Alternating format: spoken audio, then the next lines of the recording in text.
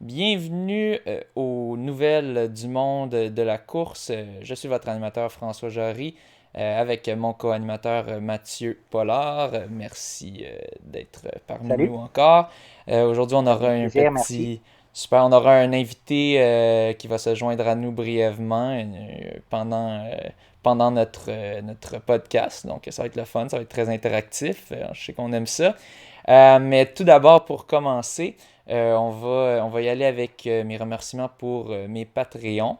Tout d'abord, merci au Patreon Or, ceux qui donnent 5$ ou plus par mois. C'est maintenant en dollars canadiens pour supporter le podcast. Donc, on a Sébastien Clément, Gabriel Côté, Rolando Gomez et Tristan Garcia. Donc, merci beaucoup au Patreon Or, ainsi qu'au Patreon standard. Donc, ça, c'est 3,50 ou plus par mois.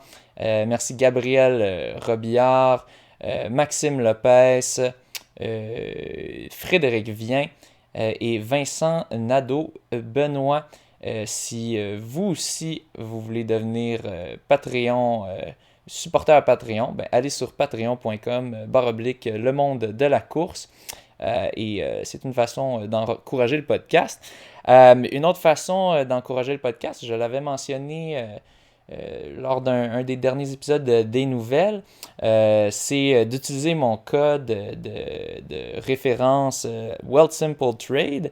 Et là, je suis content, j'en ai eu deux. Ben, j'ai eu toi, entre autres, Mathieu. Donc, merci, Ben ouais, merci pour ça. Je comment me c'est suis fait ça? un beau petit 25$. Toi, tu t'es fait un Merci. 10$. Puis tu vas pouvoir Yes. rentrer dans le monde de l'investissement et de la spéculation des actions. Ouais, Je tiens aussi à remercier David Blouin qui a aujourd'hui finalement réussi à compléter ça a l'air c'était compliqué, donc ça se peut que le processus pour s'enregistrer à What's Simple Trade n'est pas tant compliqué, mais des fois pour qu'il rentre le code, des fois il faut que tu contactes le service à la clientèle, mais au final, une fois qu'il les a contactés, ils n'ont pas eu de misère à rajouter le code. Et j'ai eu un autre 25$, donc c'est super, très apprécié, merci beaucoup. Et mhm. bienvenue dans le monde de la spéculation boursière, David. Juste avant de commencer l'épisode, je vais revenir sur quelques petits points. Tout d'abord, je voulais le mentionner au dernier épisode des nouvelles, mais j'avais oublié. Désolé pour l'appel au milieu de l'épisode avec Jean-François Harvey. Parce que je me souviens que c'était un des feedbacks justement du podcast de ne pas avoir de petits Ok. sons de notification pendant les épisodes. Puis cette fois-là, j'ai Mhm. comme oublié de fermer mon Messenger parce que là, on se parle toujours sur Messenger avant pour dire bon, ok, on part ça là, ok, c'est bon, voici le lien Zoom, whatever. Puis là, j'ai juste oublié de fermer. Mais là, je suis rendu meilleur. Là, j'y pense à bien fermer le Facebook pour pas qu'on ait des petits dring, puis là tu penses que c'est ton téléphone quand tu es en train de courir, puis là tu arrêtes en plein milieu de ta course, puis là tu réalises ah non, c'est François qui est un C'est de sa faute à amateur. lui. J'ai essayé de l'enlever, mais sinon on aurait perdu de ce qu'il disait, donc je voulais pas trop jouer avec ça, fait qu'au final je l'ai laissé. Mais donc désolé pour tous ceux qui ont pensé qu'ils étaient populaires puis qui se faisaient appeler. Non, vous n'êtes pas populaire malheureusement. Euh, Ensuite, un commentaire que j'ai eu sur YouTube d'Alexandre Brunel. C'était par rapport au dernier épisode des nouvelles du monde de la course, au temps du coronavirus, qui dit pour ce qui est de la démocratisation, la course restera démocratique et le soulier ne changera pas. Par contre, le sport élite amène la technologie à repousser les limites. La preuve, même les souliers sans plaque de carbone coûtent de plus en plus cher car les mousses et la technologie sont de plus en plus poussées. Euh, Mhm. oui et non, je dirais. En ce moment, comme je pense pas que les prix des souliers, si tu veux ne pas payer cher, sont rendus plus chers si on compte l'inflation qu'avant. Oui, c'est sûr que si tu regardes, par exemple, Skechers, avant Ultra Road, c'était quelque chose comme 120, 130 canadiens. Maintenant, c'est rendu 200 avec la mousse Hyperburst. Donc oui, il y a des modèles qui augmentent de prix, ça c'est sûr. Mais il y a toujours moyen, si tu restes avec quelques saisons en arrière, de trouver des souliers en rabais puis pas trop cher. Donc je trouve que ça aide quand même à garder ça, cet aspect-là démocratique. Puis quant au côté élite, ben, je pense, je vais référer au point que j'avais dit que je trouve que c'est injuste pour ceux dans le passé qui n'avaient pas accès à ces technologies-là, qui là, verraient leur record se faire effacer. Euh, oui, c'est sûr que les athlètes d'aujourd'hui sont très forts, puis peut-être qu'il y a bien d'autres facteurs qui les aident, comme les améliorations des personnes en sciences, dans la science de l'entraînement et tout ça. Mais je trouve que de rajouter le soulier puis que de rendre ça quasiment technologique avec des plaques de carbone, tout ça, moi personnellement, j'aime pas ça. Je préfère. Je suis d'accord de dire que les nouveaux records, oui, les coureurs auront des meilleures techniques d'entraînement, des meilleures techniques pour mieux recover, donc mieux récupérer de leur entraînement. Mais je veux essayer de limiter ça pour pas que ça soit un aspect technologique du soulier. Donc, c'est mon opinion, puis je sais que c'est pas tout le monde qui la partage. Je sais que toi, je pense Mathieu, tu es un peu plus en En faveur fait, du c'est ça. progrès, puis En fait, c'est ce que tu voudrais, mais c'est ce qui risque pas d'arriver. Puis, encore une fois, je ouais. ramène ça, mais les records dans tous les sports sont battus avec des technologies meilleures aussi maintenant que par rapport à avant. Ben, pas Donc, tu sais, nécessairement. En natation, ils ont banni ça. Tu sais, ils ont banni quand il y avait quelque chose ouais, là, qui tu donnes changeait l'exemple de la trop. combine. Oui, c'est ça, la combine extraordinaire. Là, tu sais, je sais pas exactement c'était quoi la technologie, mais tu sais, moi, c'est ça, j'en reviens aux joueurs de baseball qui doivent frapper plus loin, plus de circuits, des meilleures statistiques, des trucs comme ça à cause des bâtons, des joueurs de C'est golf, pas des tant trucs à comme cause ça. des En tout cas, je bâtons. suppose que. Hmm. Je pense pas que c'est tant à cause des technologies dans les bâtons. Moi, je pense qu'ils sont juste meilleurs parce qu'il y a une plus grande population, puis ils ont un meilleur coaching staff qui les aide. Mais je pense pas que c'est tant le bâton. Puis au golf, il y a des balles qui ont été bannies pendant un certain temps parce que ils trouvaient que ça aidait trop. Donc, il y a des Ouais. régulations dans d'autres sports aussi. Je te l'accorde que Mhm. technologiquement parlant, c'est sûr que les souliers d'aujourd'hui, même avant qu'on arrive au Vaporfly 4%, c'était meilleur que dans le passé. Oui. Mais pas au même degré. C'était moins. Pas aussi flagrant C'est puis ça, intense que ça, exactement. là. Mhm. Exactement. Ouais, effectivement. C'est là Effectivement. que moi, je mets la ligne. Fait que c'est sûr, Ouais. les gens vont la mettre à des endroits différents. Personnellement, moi, c'est là que je la mets. À vous de voir. C'est pour ça que c'est un sujet qui suscite tant de débats. Ouais. Euh, je sais il a mis un commentaire, Alexandre aussi mis un commentaire récent à un des podcasts, mais là, on a déjà beaucoup de stock à couvrir, mais on y répondra dans le prochain épisode parce que là, OK. c'est tout récent aujourd'hui, puis on a quand même beaucoup de stock à couvrir. Aussi, j'ai reçu un message sur le Instagram de la page du Monde de la course. Puis là, ça m'a pris du temps à le trouver parce que c'était dans les message requests. Là, c'est compliqué des fois là, de retrouver ça. Mais dans le fond, Richard Roy, qui est un coureur dans le club des Pélicans de Rosemont, avec sa copine Marie-Claude, et qui veulent ramasser de l'argent pour l'organisme RevDec dans Hochelaga Maisonneuve, qui aide les adolescents à risque de décrochage scolaire. Puis il va faire ça en courant des backyard ultra.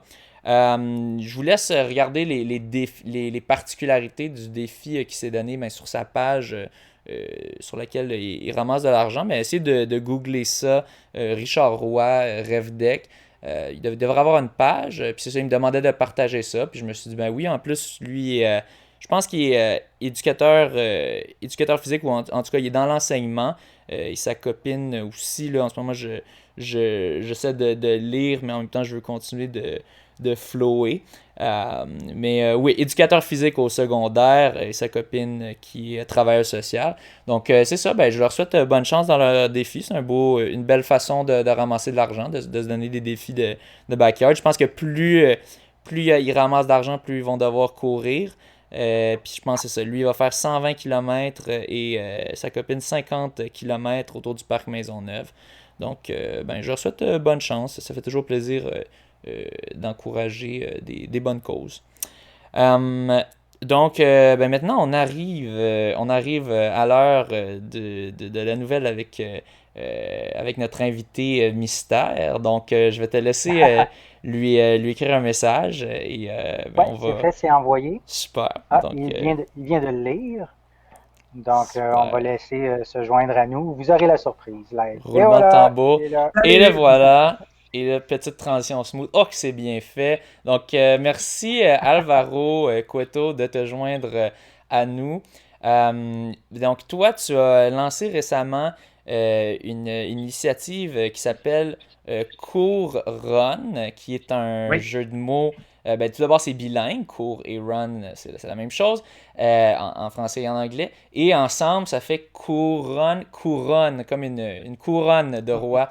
exact. Ben, peux-tu nous expliquer un peu c'est quoi cette initiative? Qu'est-ce qui t'a inspiré à ça? Puis c'est quoi ton objectif avec ça? Ben, d'abord, je pense que le concept respecte la loi 101. Il y a une prédominance du français Ouais. parce que, justement, Ben oui, on a 4 couronne, lettres ou 5 versus 3. Ben oui, oui, oui, c'est ça. oui. Mais surtout que couronne, ça fait référence à une couronne royale que l'on peut le porter. Alors, c'est une idée que mon épouse m'a donnée à un moment donné en jouant à une espèce de petit jeu de société avec ma fille de princesse. À un moment donné, on a vu le mot couronne, puis elle dit Hey, ça fait un jeu de mots de courir, couronne. J'ai fait comme Ah, Ah, wow. wow, c'est vrai. Puis après, ben, j'ai envoyé l'idée, le logo à Kelly Duquette, celle qui conçoit les médailles pour les courses thématiques. OK. Et elle m'a créé ce super logo et je me suis questionné à qu'est-ce que je faisais avec cette idée. Est-ce que je développais une course? Est-ce que je développais uniquement des médailles à distribuer aux gens, etc. Donc, je me suis dit, écoute, la pandémie a été tellement dure pour les coureurs que je pense qu'on a le droit de s'offrir une espèce de mini-programme de récompense. Et en fait, c'est ça, Couronne, c'est que c'est une espèce de plateforme où n'importe qui pourra venir, si on le veut, déposer des récompenses, des cadeaux en attente de revenir à une vie normale. C'est comme une espèce d'amuse-bouche en attendant que ça revienne. Et juste par exemple, samedi, ben, je vais faire tirer des petits chocolats en forme de souliers pour Wow. les coureurs, On verra. des trucs comme ça. Et j'ai déjà les courses thématiques avec qui on discute régulièrement. On risque de proposer des médailles à offrir aux gens, des médailles des années passées que l'on va offrir aux coureurs qui vont tout simplement faire un entraînement et qui vont publier leur entraînement en identifiant les courses thématiques et ils recevront un petit cadeau.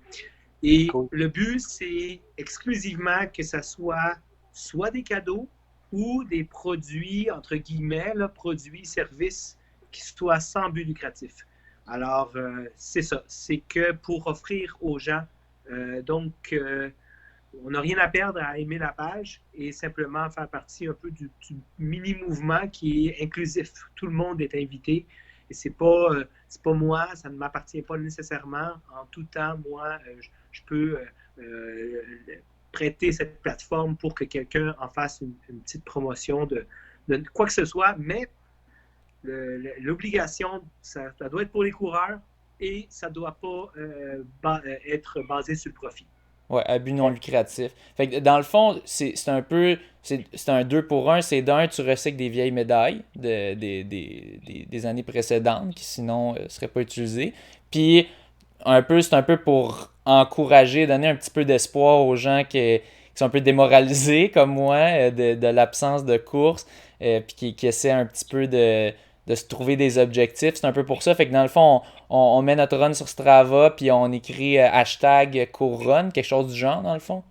Ben, en fait, il faut que je discute aussi de quelle façon on va le déployer parce que c'est sûr que si tu écris un hashtag, c'est pas nécessairement, on va pas nécessairement pouvoir tout voir. Le but, c'est Ouais. de centraliser le tout pour qu'on puisse le voir. C'est sûr que là, ça part sur Facebook, qui est comme une Ouais. plateforme plus conviviale. Mais après, ça peut s'éclater sur toutes les angles possibles. Ça pourrait être carrément un professionnel, un massothérapeute qui décide d'offrir des massages à des coureurs et nous contacte. Je ne suis pas en train de nommer qui que ce soit, mais c'est des idées. Pourvu que ça soit pour les coureurs, on va analyser le tout.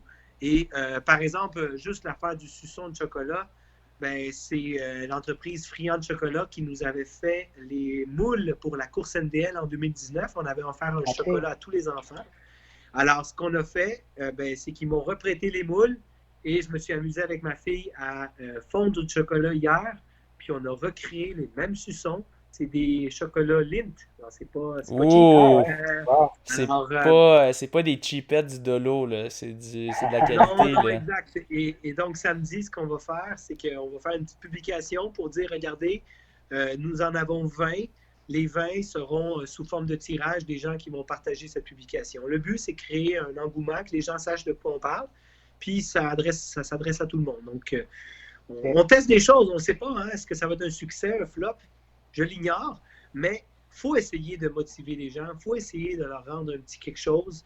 Je pense qu'on est dans le dernier droit de la pandémie, on est tanné, je pense qu'on le dit tous, mais je pense que c'est une bonne façon de donner un petit amuse-bouche aux gens en attendant que ça revienne à la normale. Donc, fait cool. Puis après, peut-être Couronne va être recyclé dans une course, justement, je ne sais pas. Je ne ferme pas la porte à rien. Je trouve que c'est un concept qui est inclusif. Et si on observe bien la médaille, pas la médaille, excusez-moi, le logo. C'est une couronne, traitement royal, etc. C'est comme ça, je le vois. Mais on voit aussi les lignes qui sont comme une espèce de petit parcours. Alors, qui sait, peut-être ça va nous inspirer pour quelque chose d'intéressant pour la suite. OK, cool. Fait que d'un côté, il y a des gens qui vous contactent s'ils ont un service ou produit à offrir gratuitement. Puis vous, toi, vous proposez après ça aux coureurs, vous dites, bon, on vous offre tel produit, participez, faites tel truc, puis de cette façon-là un peu. Là. Exact. Et on se donne quand même un droit de réserve de voir nos demandes parce que parfois, il ne faudra pas que ça devienne de la sollicitation. Je ne veux pas que les gens voient comme c'est devenu un bazar désordonné. Non. Je veux que ça soit fait avec intelligence, respect, en respectant qu'il y a une concurrence. Il ne faudrait pas qu'elle soit déloyale.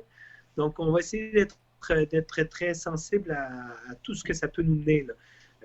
Et j'insiste sur le fait que l'objectif, c'est de faire sourire un peu les gens.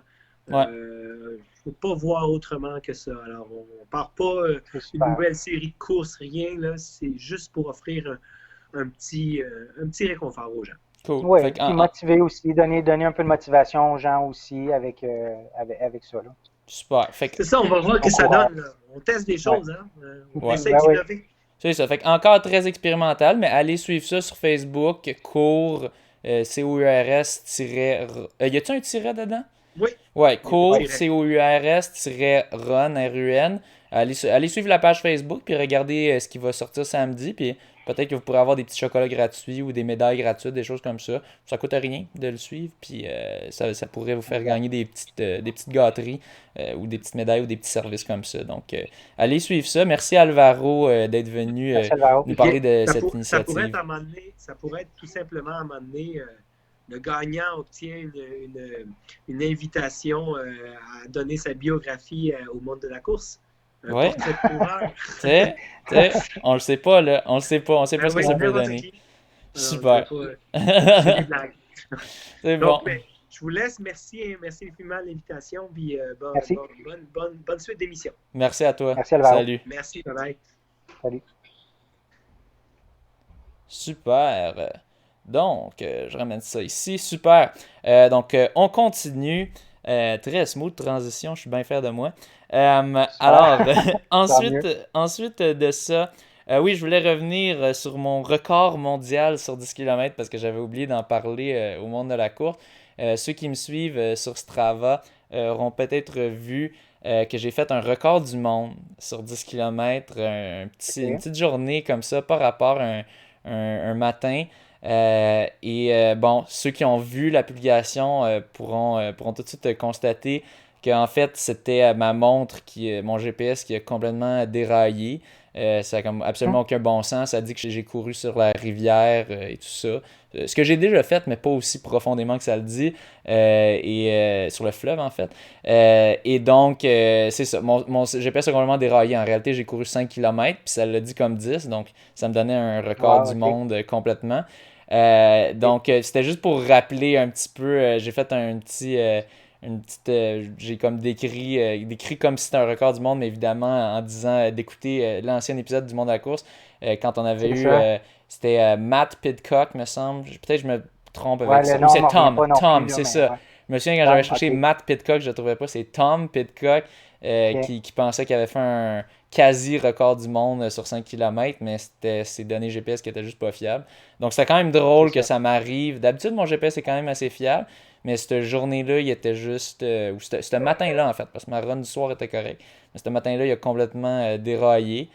Donc, c'est un rappel de ne pas se fier trop aux données GPS. Si tu veux, quand tu penses que quand tu veux faire un record, regarde d'abord le parcours. Fais-toi un parcours sur Google Maps ou sur une route sur Strava, puis assure-toi de suivre cette route si tu veux vraiment être sûr de faire un PB sur 5, 10, demi et tout ça. Parce que si tu te fies uniquement au GPS, tu risques de faire un petit peu moins de distance, peut-être même beaucoup, et donc ton record ne sera pas nécessairement valide. Puis ça pourrait te faire avoir l'air de passer pour un imbécile devant bien des gens si tu dis que tu as couru plus vite que Mo Farah un 5 km alors que tu cours même pas 3 sorties semaine. Et ensuite de ça, le mois sans alcool, février c'était le mois sans alcool. Je ne savais même pas le défi 28 jours. En fait, je le savais, mais je l'ai pas essayé de le faire. Puis c'est drôle, je l'ai fait sans même avoir réalisé. J'ai réalisé après. J'ai shooté un message, j'ai fait hey, crème, j'ai fait le mois sans alcool. Puis c'est drôle parce que tout le monde vit la pandémie différemment. Moi, je suis quand même très un buveur sociable. Je bois jamais comme quand je suis seul chez moi ou quoi. Fait que j'ai comme vraiment pas bu pendant en tout cas ces derniers mois. Puis c'est ça. Il y en a d'autres comme toi. Toi, tu célébrais tes 40 ans en plus. Donc, moi, c'est ça. En fait, février, c'est un peu difficile pour le mois sans alcool parce qu'effectivement, il y a ma fête, mais il y a aussi la Saint-Valentin. Ouais. Quand tu es en couple, tu veux faire un souper avec le vin, tout ça. Fait que c'est un peu plus difficile dans ce temps-là. Ouais, c'est ça. Fait que non, moi ce mois-ci, c'était pas ça. Ouais. Puis, je pense que tu m'as dit, Jean-René Caron aussi, il y a eu la même réalisation. Jean-René, il a réalisé aussi qu'il l'avait fait sans le vouloir. Ouais. Ouais. Fait que c'est quand même drôle comment ton style de vie affecte, comme, mettons, d'être coureur. Ça affecte quand même parce que si j'étais pas coureur, peut-être que là, je sais pas, peut-être que je serais pas non plus tenté par l'alcool. Mais juste d'avoir le rythme ça paraît de que vie. en fait, c'est que tu y penses pas, c'est pas Ouais. dans des habitudes, c'est pas une récompense, tu le perçois pas, tu sais, comme beaucoup, je crois, c'est comme le vendredi, des trucs comme ça, on le perçoit un peu comme une récompense. Toi, t'as pas ça en toi du tout, fait que c'est tant mieux, c'est cool. Ouais, t'as vraiment raison, c'est un bon point que t'as là, tu sais, c'est comme, moi c'est juste une activité sociale pour moi, puis tu sais, je dis pas que je veux pas démoniser l'alcool non plus, c'est correct de boire de temps en temps, mais c'est ça, c'était quand même drôle, tu disais, ouais, c'est quand même une différente mentalité, comme les athlètes élites qui réalisent même pas, mais que c'est juste comme une habitude, donc j'avais trouvé ça intéressant. Exact. Puis bon, juste avant ça, avant que je te laisse parler de nos résultats justement de Jean-René Caron et d'autres, je voulais mentionner justement aujourd'hui, j'ai parlé avec Jean-René sur Facebook pour les détails de la course. En fait, c'est lui qui a initié, mais j'allais lui écrire. C'est ça, là, on a décidé, ça va se tenir au parc René Lévesque, là où j'avais fait mon time trial de 10 km pour les championnats canadiens. Okay, oui, exactement. On va faire le même parcours parce que ça a quand même bien fonctionné. C'est un parcours qui a été testé et prouvé. Donc, c'est ça va être, dans le fond, c'est une loupe de 2 km. Au total, il y a 2 mètres de dénivelé par tour. Donc, c'est vraiment plat. Ça peut être venteux des fois, mais au moins, le vent est un peu bloqué quand on l'a de face, puis quand on l'a de dos, il est bien de dos. Donc, on va faire ça là parce que on jasait. Il y a le parc Maisonneuve, mais ça peut être un peu. J'ai jasé piste, lui était moins incliné à ça. Puis je pense que c'est plus le fun quand même, route. Puis c'est ça, une boucle de 2 km. Si jamais, un moment donné, s'il y a quelqu'un qui filme ou quoi, ça va être plus facile de bien filmer. Puis si jamais il y a de la famille ou quoi qui vient pour regarder, ça va être plus facile parce que c'est vraiment une boucle de 2 km très étroite. Fait que c'est facile d'aller regarder d'un bord, ensuite switcher de l'autre bord pour regarder quand il passe. Donc, ça va être pratico-pratique. Il y a du parking facile. Puis c'est ça, ça va être moins passant, je pense, parce qu'on disait Parc Jarry, Parc Maisonneuve, ça peut être plus passant. Puis c'est ça, puis on va ouvrir l'invitation pour avoir jusqu'à 8 coureurs. Donc, là, il y a déjà 2 spots de prix parce que nous, on organise ça. Mais on va laisser l'invitation à 6. Pour l'instant, j'ai dit je limite ça à ceux qui sont dans la région du Grand Montréal pour éviter les déplacements. C'est ça. Donc, mais j'invite quand même, j'ai créé un petit Google Form. Fait que si jamais vous êtes un athlète élite comme qui fait autour de 31-30 sur 10 kilos, puis que vous êtes intéressé, vous pouvez me shooter un message à moi, Jean-René, puis on va vous envoyer le Google Form. C'est moi puis lui qui gère ça, fait que c'est moi puis lui qui vont décider qui peut rentrer en fonction de qui qu'on pense qui va avoir les performances les plus rapides, Cool. basées sur la shape. Donc ça va être cool. Puis si j'ai des demandes pour faire aussi une course de femmes, je suis Oui. ouvert à ça, parce que là, ça Nice. serait le fun, parité. Mais donc, shootez-moi un message si ça serait quelque chose qui vous intéresse, puis je vais juste copier le Google Form pour faire un pour les femmes. Je veux pas que ça soit une trop grosse affaire, parce que j'ai pas envie de me faire poursuivre et tout, mais si on garde ça bien low-key, on fait des courses de pas plus que 8. Puis évidemment, c'est tout en fonction des développements. Si jamais ça commence à foirer, ben on va laisser faire.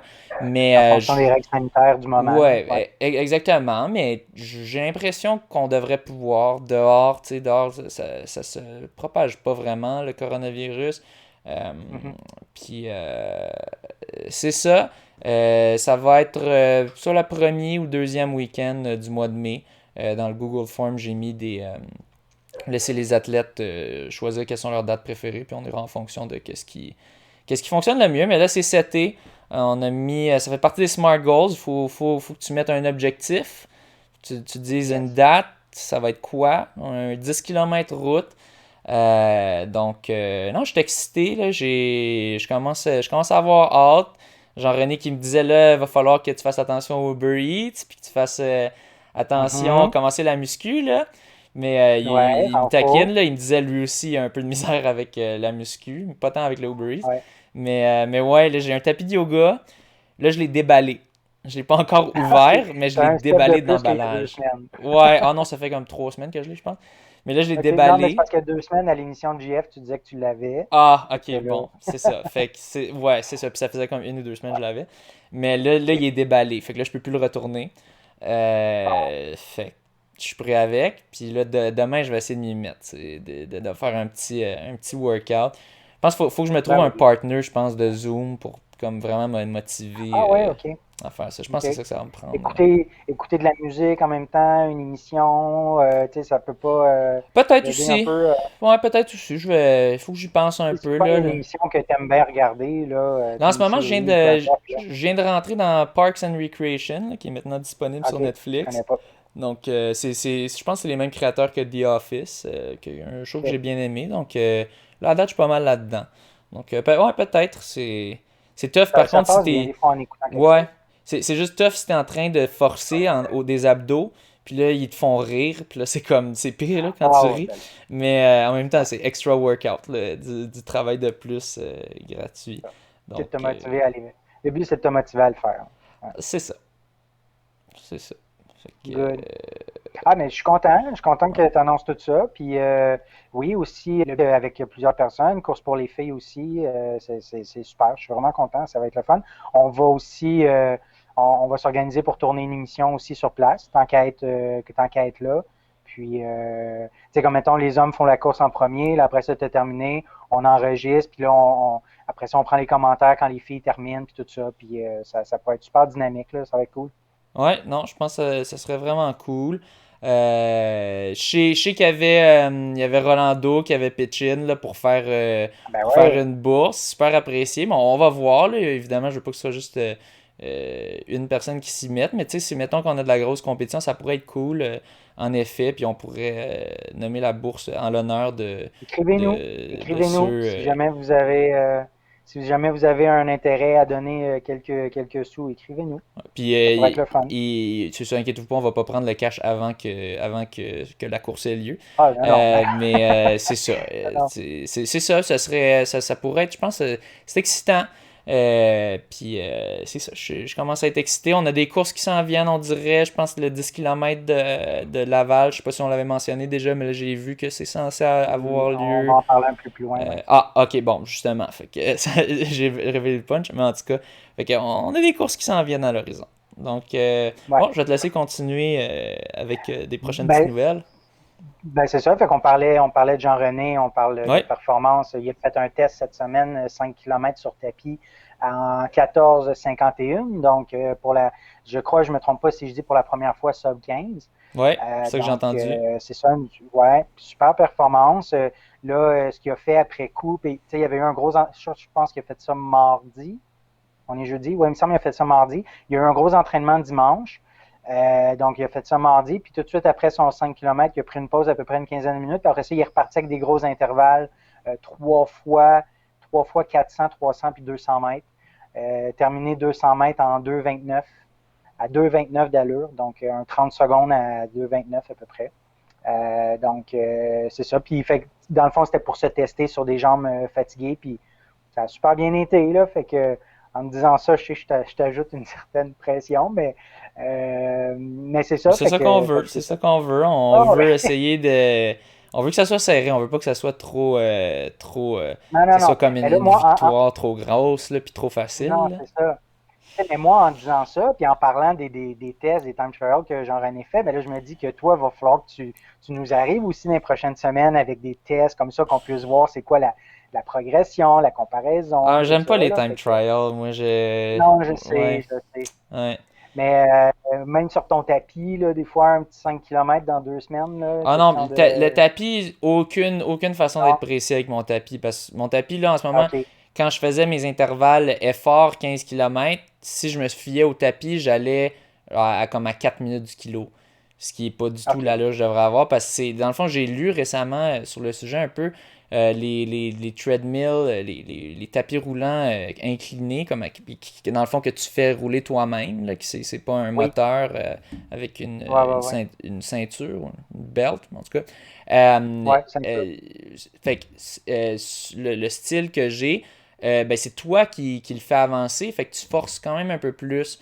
Donc, une plus grande dépense, d'énergie. Ouais, tu sais, c'est sûr, tu vas pas tant perdre parce que c'est sûr, il n'y a pas tant de friction. Là. Ils ont quand même bien designé la machine pour pas que tu forces super fort comme un débile. Mais c'est quand même lourd là, comme machine, fait que tu forces quand même plus. Donc, je peux vraiment pas me fier vraiment sur tapis. Là, fait que si je voulais avoir une référence, ce serait vraiment dehors qu'il faudrait que je la fasse. OK. Bon, on verra un peu plus tard quand la neige sera fondue, la glace. Ouais. Ouais. Puis moi, j'aime ça, l'effet surprise, l'effet de le wild card, là, que tu n'as aucune idée que ça peut donner. Là. C'était cool à NDL. Là, je me souviens, il y a 2 ans, quand c'est ça, je revenais de mon marathon, puis là, j'étais complètement pété. J'avais raté une coupe de course, puis là, bang, bang. Parfait. Ça avait bien été. Ouais, c'est ça. Mais peut-être que ça va pas l'être cette fois-ci. Continue. Sinon, la même journée, notre partenaire aussi du même team, là, parce que bon, on est tous dans le team de Carl Hébert, là, Alex Castonguay, qui a fait un 16,48 sur tapis. Donc, 16,48 côté femme, ce qui est très, très fort aussi. Ça équivaut à 14,10 pour un gars.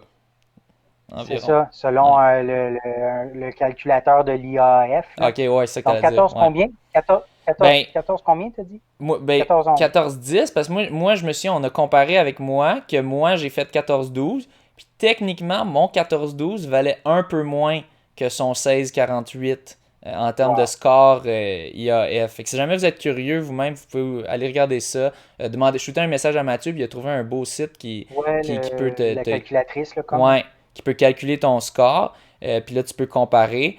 C'est sûr, on jasait de ça un peu. J'ai l'impression qu'une chose qui affecte un peu ça, c'est le fait que au côté international, c'est pas tout le temps égal la participation homme-femme. Si tu regardes, mettons, au Kenya, oui, les femmes kenyanes sont quand même très bonnes, mais c'est pas un niveau aussi grand si tu compares par rapport à la domination des hommes. Tandis que dans les pays plus western, fait que nord-américains, Là, les femmes sont quand même plus encouragées à faire du sport. C'est plus comme... On est plus un peu moderne, si on veut, dans l'approche. Puis donc, les femmes sont plus fortes. Mais là, j'ai l'impression que ça fait que côté féminin, les scores overall dans le monde sont un peu plus faibles que les hommes parce qu'il y a moins de femmes qui participent. Comme aux échecs, les femmes, c'est pas qu'elles sont moins bonnes aux échecs, c'est qu'il y en a moins qui participent. Et donc, il y en a moins qui se ramassent d'être champion du monde, en fait. Aucune. Mais, tu sais, on a, mettons, Judith Polgar, qui, elle, avait réussi à être Grandmaster puis d'être dans le top 10, je crois. Mais pourquoi est-ce qu'il y a moins de femmes qui sont bonnes sur la scène internationale aux échecs, qui sont dans les top 20? C'est pas parce qu'elles sont moins bonnes, c'est parce qu'il y en a moins. Puis j'ai l'impression que c'est ça aussi, ce phénomène-là, dans la course. Pas à la même échelle, évidemment, qu'aux échecs. Mais qu'à cause de ça, j'ai l'impression que ça fait que les scores des femmes, c'est comme... C'est pas facile, mais c'est plus facile de faire un gros score vu que les performances sont plus faibles côté international. Puis là, je vais peut-être m'attirer des critiques, me faire traiter de sexiste, tout ça. Je veux dire, je suis pas sexiste, mais... Non, mais, tu sais, je pense que le point que je fais, c'est quand même un point qui a été utilisé anti-sexisme aux échecs, hein, du moins, parce qu'il y a beaucoup de monde qui disait aux échecs, les femmes sont inférieures parce qu'elles sont pas assez intelligentes, elles ont pas assez une pensée rationnelle. Puis c'est pas ça, c'est que statistiquement, tu fais une analyse statistique, tu vas voir s'il y a moins de femmes qui participent, si tu as seulement 5% des femmes, des joueuses d'échecs qui sont des femmes, ben dans le top 10 ou dans le top 100, tu vas juste en avoir 5%. C'est ça. Dans le top 20, t'en aurais juste une. Non, c'est ça, c'est logique. C'est ça. Ouais. Donc, j'ai l'impression que c'est un peu ça qui fait, parce que là, on regarde ici, un 16-48, c'est très fort, mais on a plusieurs quand même femmes québécoises. Tu sais, Mélanie pourrait le faire, j'en connais une couple d'autres, c'est quand même très fort. Mais tu sais, on dirait 14-10, ça a l'air comme impressionnant. Puis là, 16-48, peut-être aussi c'est mon biais vu que je suis un gars puis que je connais plus les performances d'hommes puis de femmes. Peut-être c'est aussi ça. On a eu un peu le même...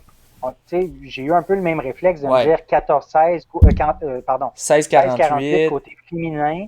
16-48 côté féminin équivaut à 14-11 côté homme. Ouais. C'est 2 minutes 30, c'est plus que 2 minutes 30 de différence. C'est quand même immense, surtout à ces performances-là sur 5 km. Fait que, tu sais, ça prend quelque chose pour expliquer que ces deux temps-là valent le même pointage, tu sais. Ouais. Fait que, non, je pense que ça peut être une des raisons, effectivement. L'échantillon est beaucoup moins grand côté femmes sur l'aspect mondial, là, tu sais. Il y a moins de femmes qui participent, oui. Si on avait une calculatrice nord-américaine ou Canada, États-Unis, là, je pense qu'on aurait quelque chose d'un peu plus représentatif. Ben, c'est ça. Moi, je pense que c'est parce que le score IAF est basé sur les performances mondiales. Si on regarde en Amérique du Nord, en fait, il y a plus de femmes qui participent aux courses que d'hommes. Ça, c'est un fait, du moins au niveau populaire. Au niveau élite, peut-être pas. Je pense qu'il y a toujours plus d'élite hommes. Quand on regarde dans les inscriptions des courses, la liste d'élite souvent est plus grande du côté des hommes. Mais, juste côté participation, la course est plus populaire pour les femmes. Il y a plus de femmes inscrites aux courses que d'hommes. Je pense qu'il y a quand même toujours une petite différence, qu'il y a quand même plus d'hommes élites que de femmes, mais à une moins grande échelle que dans le reste du monde. Donc j'ai l'impression que si on avait comme une table IAF nord-américaine ou quelque chose du genre, j'ai l'impression que ce serait comme un peu plus près les temps, que les scores... moins grande. Exactement. La différence pour un score égal de temps serait moins grande. Si vous n'êtes pas d'accord, écrivez-nous. Ça me fera plaisir de partager les opinions tant que ça demeure respectueux. C'est ça. Mais l'autre truc que je réalisais avec le calculateur IAF, comme je te disais, c'est qu'il ne prend pas en compte l'âge. Parce que là, moi, quand je parle d'âge, ben là, je vais poursuivre avec Carl Hébert, qui a réussi aussi cette semaine un 17-31 sur tapis sur 5 km à 55 ans. Fait que Carl était très, très fier. Je le comprends. Je suis très fier aussi pour lui. Je lui envoie les félicitations, tout ça. Mais c'est ça, le calculateur IAF, il ne prend pas en compte l'âge dans ce cas-ci. Mais tu me disais que c'était surtout fait, je crois, pour des coureurs plus jeunes, je crois. Non, ben, c'est pour le niveau senior. Senior, c'est 18 ans et plus, mais c'est ceux qui sont au top. Senior, c'est les meilleurs. C'est la catégorie un peu ouverte, si on veut. Tu sais, tu pourrais être... Techniquement, je pense que tu pourrais avoir plus que 40 ans, mais quand même participer parmi les seniors si t'es vraiment bon pour dire que t'es le meilleur parmi les seniors. Quand t'as au-dessus de 40 ans, là, tu peux être dans les Masters aussi. Puis là, ça fait qu'il y a t'as moins d'adversaires, fait que t'as plus de chances d'être dans le top. Mais c'est ça, dans le fond, ça c'est juste overall. Après ça, pour les catégories d'âge, je pense pas qu'il y a de calculateur IAF pour les catégories d'âge. Après ça, il y a plein de méthodes. Il y a plein de méthodes de conversion. Carl m'en avait transféré une calculatrice pour ça. Fait qu'écrivez-moi si jamais vous êtes curieux de savoir c'est laquelle. Là. Je me rappelle plus par cœur pour ça. Ouais, il y en a plusieurs, puis c'est ça. Il y a encore bien des débats sur ça devrait être quoi la bonne conversion. Tout ça, à vous de voir. On va pas rentrer trop là-dedans. Mais donc, écrivez-nous si vous êtes en désaccord ou en accord avec nos affirmations. Qui sait. C'est ça. Good, je te laisse continuer. En fait, on va être rendu à... En fait, je vais te laisser aller parce qu'on va être rendu à la journée à oublier pour Charles Philibert Thibouteau dans sa compétition 5000 mètres le 26 février dernier. Ouais, c'est ça. Donc, le 26 février, ça, je pense que c'était le lendemain de notre enregistrement, ou de la publication, du moins, du dernier épisode. Des nouvelles. Des dernières nouvelles du monde de la course. C'était un 5000 mètres. Là, j'ai oublié c'était où exactement. C'était quelque part en Europe. Mais oui, sa course, j'ai vu Laurent Godbout, il avait fait un beau petit rapport tout de suite après la course. Dans le fond, il est bien parti. Il était sur des bonnes bases pour atteindre le temps qu'il voulait. Je pense qu'il voulait faire autour de 13-15. Essayer d'aller chercher le standard olympique aux 5000 mètres. 13-13. 13-13. Je vois à l'instant, c'est 13-13. Ok, c'est ça. Bon, c'est ça. Il me semblait que c'était pas un chiffron. 13-13 qu'il visait. Puis dans le fond, je pense que le gagnant a fait 13-15 ou 13-16, si je ne me trompe pas. Jimmy Gressier. 13-18. Jimmy Gressier a fait 13-18. 13-18. C'était à Toulon. OK, à Toulon. Dans le sud de la France. OK, super. Donc, c'était à Toulon. Et donc, c'est ça, c'est bien parti. Il était sur les bonnes bases. Puis, je pense, autour de 3 km, il a commencé à sentir, ça commençait à lâcher. Puis, je pense que c'est entre 1500 mètres et 1000 mètres à faire que là, il a complètement cassé. Puis, il a fini autour de 14-14, quelque chose du genre. Vraiment pas à la hauteur de ce qu'il voulait. Il l'a dit ouvertement qu'il était déçu. Au début, il pensait qu'il pouvait l'avoir. Combien tu dis? Exactement ça, 14 minutes, 14 secondes. J'ai une bonne mémoire, coudonc. Puis c'est ça. Puis c'est ça, il était déçu de sa performance. Il pensait que c'était bien parti, puis là, il a juste complètement cassé. C'est sûr, il est plus habitué à faire des 1500, donc c'est sûr, il est peut-être moins habitué à casser autant, parce que dans un 5000, si tu casses, ça fait mal là, quand il te reste 1500 ou 2000 mètres à faire. C'est moins pire que dans un 10 000. Mais en même temps, un 10 000, tu peux un peu te reprendre. Dans le 5000, si tu casses, tu as cassé, puis c'est fini là. C'est ça. Il est parti trop vite aussi, je crois. Il est parti trop vite, donc... Mais je pense techniquement, si tu regardais les bases sur lesquelles il était parti, il atteignait le temps qu'il voulait. Ah ouais?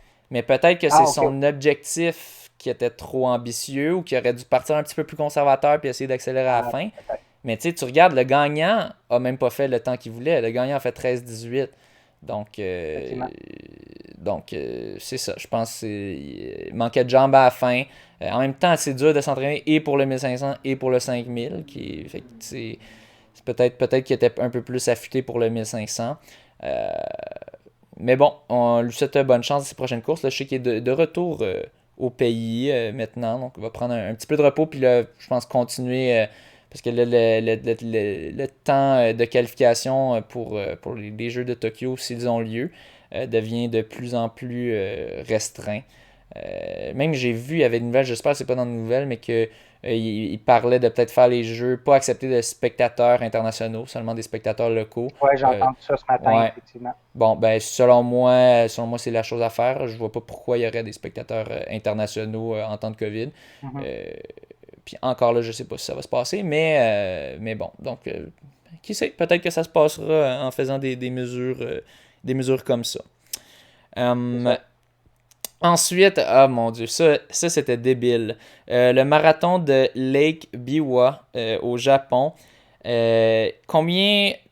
tu l'as peut-être vu, mais essaie de te souvenir. Combien tu penses qu'il y a eu d'hommes sous, sous 2h10 à ce Ben là, je le marathon-là? vois ici, Ah, tu le vois? il est comme Ok. écrit dans mon note, Ok, ouais, ok, bon. 174. Non, non, Ah, tu tu vois, dis tu t'es 2h10. trompé même Non, si tu l'avais.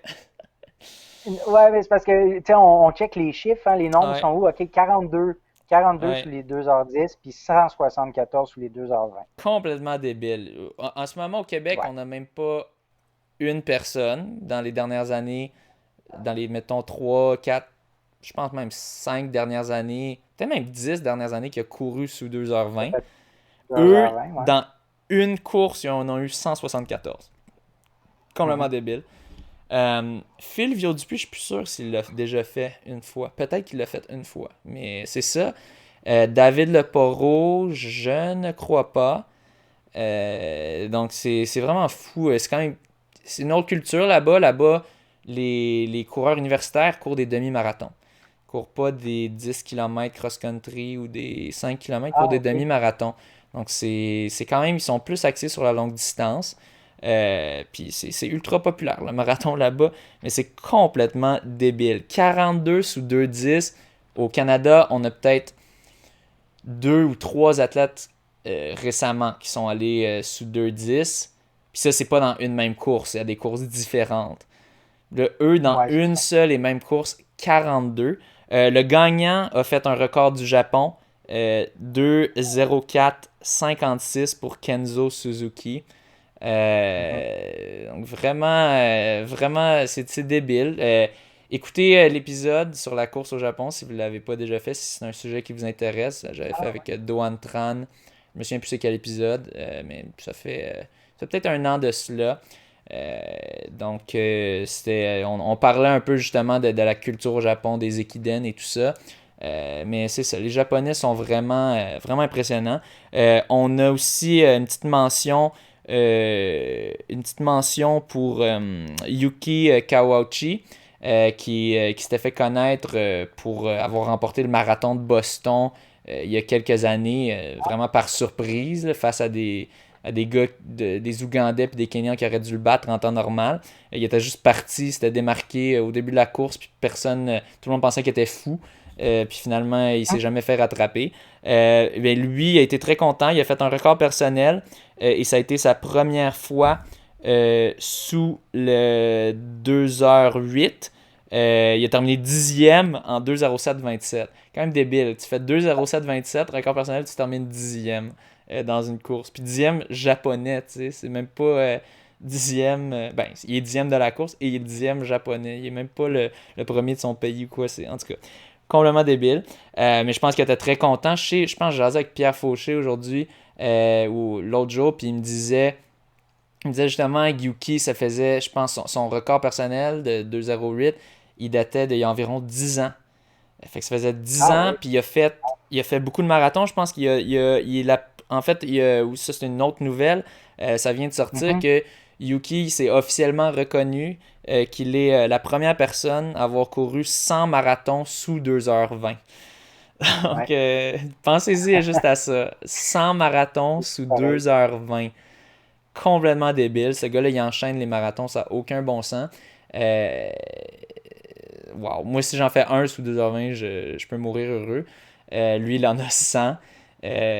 Juste les gens qui ont fait 100 marathons, juste de faire 100 marathons, c'est incroyable. Lui, 100 marathons sous 2h20. Pensez à la souffrance. Quand tu fais un marathon sous 2h20, c'est pas une partie de joie. C'est vraiment pas. Tu Non, c'est souffres tout le long. Donc, à moins d'être comme un élite qui peut le faire en 2,5. Puis encore, là, je pense que tu souffres quand même.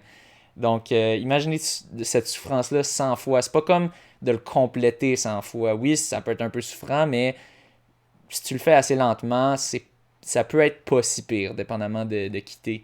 Mais là, ça, c'est vraiment 100 marathons qui a vraiment, il se donne corps et âme. Euh, Vraiment impressionnant. Tout un symbole, ce Yuki. Et c'est ça, le gagnant a aussi battu le record de parcours de la course qui était détenu par William Kipsang, qui était un ancien recordman du monde il détenait l'ancien record du monde de marathon il y a quelques années. Donc, très fort. Très fort, très impressionnant. Impressionnant, ouais. Ouais. Après ça, j'ai écrit Tim Ingebrigtsen. Je pense que j'avais quelqu'un qui avait demandé, je me souviens plus du nom, mais quelqu'un qui m'avait demandé c'était quoi le nom de l'émission de laquelle on parlait avec Jean-François Hervé. Ouais, c'est ça, la série sur les frères Ingebrigtsen. Ben, ça s'appelle Team Ingebrigtsen. Puis là, ça se peut que vous l'écriviez n'importe comment. Ingebrigtsen, c'est pas grave, Google va corriger ça pour vous. Puis la plupart des épisodes sont disponibles sur YouTube. Donc, la plupart sont gratuits, donc vous pouvez accéder à ça. Je sais que j'avais commencé la saison 1, là je la retrouve plus sur YouTube, mais j'ai vu que la saison 2 l'était.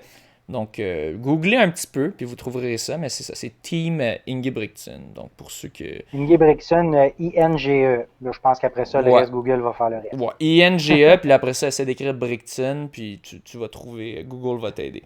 Ouais. Donc, c'est ça. Bon, là, je l'ai un peu vendu déjà, mais on a le 10 km de l'Université Laval qui est prévu pour le 12 septembre 2021. Puis j'ai écrit aussi aucune course à Montréal de prévu pour l'instant, à ce que je sache. Mm-hmm. Donc, toutes les courses qui sont annoncées, c'est souvent dans la région de Québec, à ce que j'ai vu. Bon, on a l'Hélo Coudre qui s'est ajouté pour le 31 juillet. Demi-marathon Hélo Coudre, 31 juillet. Cool. C'est ça. Demi-marathon Marcel Jobin, 25 septembre à Saint-Boniface. Qui avait eu lieu. Oui, il y avait eu lieu. C'était une des rares courses qui ont été tenues. Mm-hmm. Je pense que c'était juste avant que toutes les courses se fassent canceller. Apparemment, c'était super cool comme événement. Donc, bien organisé. Puis vous pourrez rencontrer le seul et unique, le fou en pyjama, Marcel Jobin. Donc, c'était son surnom dans les journaux. Je ne suis pas en train de l'insulter. Donc, non, c'était... Ah, ben, donc, techniquement, on a une course... Saint-Boniface, pas à Montréal, mais c'est pas tant loin, mettons. J'avais vu que c'était pas si loin que ça. Donc, on peut le compter un petit peu comme Montréal, mais non, disons, sur l'île, à date, il n'y en a toujours pas. On court Montréal, on n'a pas encore annoncé si ça aurait lieu. Je pense qu'ils étaient un peu tannés, surtout quand leur marathon a été annulé dernière minute. On a de la sympathie pour eux. Ça doit être tellement chiant de tout te retourner corps et âme pour organiser ça, te stresser, puis là, finalement, te le faire canceller. Mais donc, en même temps, je comprends pourquoi il n'y a personne qui veut en organiser. C'est ça. C'est pour ça que j'ai pris en note un commentaire d'Éric Fleury, l'organisateur des courses thématiques. C'est ça, parce qu'il y a beaucoup de personnes qui posent la question à savoir, il va-tu avoir des événements, lesquels, lui, va-tu avoir lieu, tout ça. Puis, Eric a répondu en disant que, il n'y a personne qui peut dire avec certitude que des événements vont avoir lieu. Les organisations qui vendent actuellement, ils ont aucune idée. Ils prennent une chance. Dans les règles, je crois que c'est ça, ils remboursent, mais ils prennent une chance. Puis, parce que les organisateurs, tout ce qu'ils font, c'est qu'ils regardent les nouvelles, la télévision, puis ils n'ont pas plus de nouvelles de la santé publique que tout le monde en général. Donc, même s'ils appelaient la santé publique pour avoir des nouvelles des nouvelles plus précises, ils n'en ont pas. Donc, c'est vraiment un guess actuellement. C'est ça, ils en savent pas plus. Ils en savent pas plus que vous et moi. Ils se fient aux nouvelles. Puis, tu sais, c'est comme le monde qui pense que les profs en savent peut-être plus sur le retour des classes. Les profs, on l'apprend en même temps. On sait en fait moins que les parents. Moi, j'ai des lettres que je reçois pas. Puis là, j'avais l'impression que les parents avaient reçu une lettre qui avait un code COVID dans ma classe. Finalement, c'était juste la façon que c'était wordé. Il n'y avait pas de code COVID dans ma classe, mais au début, j'étais comme... Qu'est-ce que c'est ça? Je pensais qu'il y avait un cas de COVID dans ma classe. Tous les élèves arrivent, ils me disent « Oh, il y a quelqu'un dans notre groupe qui a la COVID. » Puis là, moi, je suis comme « Quoi? » Ils disent n'importe quoi, mais là, finalement, tous les élèves disaient ça. Là, finalement, c'est juste la façon que la lettre était wordée qui disait les élèves auraient pu, des groupes 102 et 910 auraient pu être en contact. Mais je pense qu'ils envoyaient ça à toute l'école. Mais ça, je capotais, j'étais comme, voyons que je le sais même pas. Mais donc, les profs, on apprend en même temps que vous tout le temps. Puis les organisateurs de courses l'apprennent en même temps que vous, j'ai bien l'impression, dans la plupart des cas. Donc, c'est des guesses qui sont pris. Mais en même temps, il faut que tu organises la course un moment donné. Il faut que tu décides un moment donné si tu la fais ou pas. Puis on en a qui font des tentatives. Puis évidemment, je pense que la plupart des courses qui s'essayent, ils sont ouverts là-dessus, qui disent on va vous rembourser si jamais ça n'a pas lieu. Vérifiez, avant de vous inscrire, vérifiez c'est quoi la politique de remboursement. C'est ça mon conseil. Parce qu'on ne peut pas être certain. Exact. Je vais te laisser continuer. Oui, sinon, j'avais pris une note parce que, bon, au dernier épisode, je parlais de la course QMT, Québec Mega Trail. Dans le fond, quand j'en parlais il y a une semaine ou deux, c'est parce qu'il intégrait le circuit nord-américain pour des courses trail en intégrant un 50 km là-dedans. Là, il annonce une nouvelle course trail de 160 km, une course qui est linéaire. Donc, dans le fond, qui part d'un point A qui se rend au point B. Donc, c'est pas plusieurs boucles. C'est vraiment, fait que c'est la première course linéaire de 160 km au Québec, qui relie Baie-Saint-Paul et le Mont-Sainte-Anne. Donc, c'est ça, du 1er au 4 juillet. Donc, elle est déjà est ajoutée au calendrier 2021. 160 km pour un 6500 de dénivelé positif. C'est ça. C'est quasiment un Everesting, ça. Donc, une autre mais ce n'est pas un Everesting. Non, c'est pas un Everesting. Ah, mais en fait, pour que ça soit un Everesting, c'est pas un 3/4 d'Everesting non plus, là. Ouais, c'est vrai, parce que pour un Everesting, il faut que ça soit sur une seule côte. C'est vrai. On a fait nos recherches. Oui, c'est ça. Des allers-retours sur le même itinéraire, c'est ça. C'est vrai. Non, c'est ça. Dans ce cas-ci, c'est vraiment une course, dans le fond, c'est un 100 000. C'est ça. De Baie-Saint-Paul au Mont-Sainte-Anne. Ça doit être toute une course. C'est annoncé par Jean Fortier, qui avait fait la même annonce il y a 2 semaines pour QMT, l'autre annonce, d'intégrer le circuit nord-américain. Donc, c'est ça. Nouvelle d'Ultra Trail. Très cool. Yes. Ensuite de ça, parlant de trail, la clinique... C'est-tu la clinique du coureur? Je pense que c'est la clinique du coureur.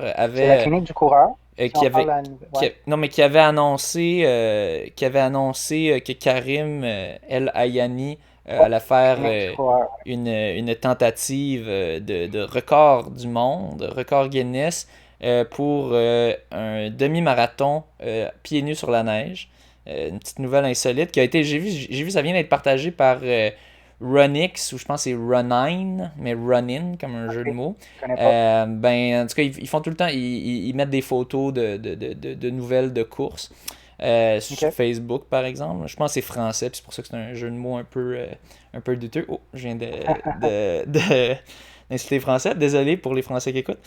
Mais en tout cas, l'humour français, souvent, c'est reconnu pour les mauvais jeux de mots, mais les nouveaux humoristes français sont meilleurs.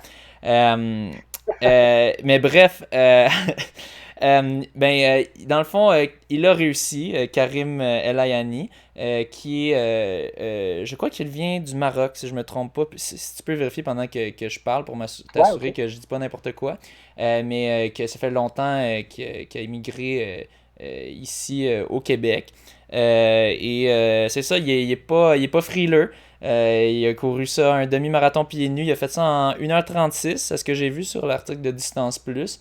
Donc, il a le nouveau record. Avant, c'était un gars qui s'appelait Wim Hof, il est bien connu parce que lui, il va dans de l'eau glaciale puis il dure très longtemps.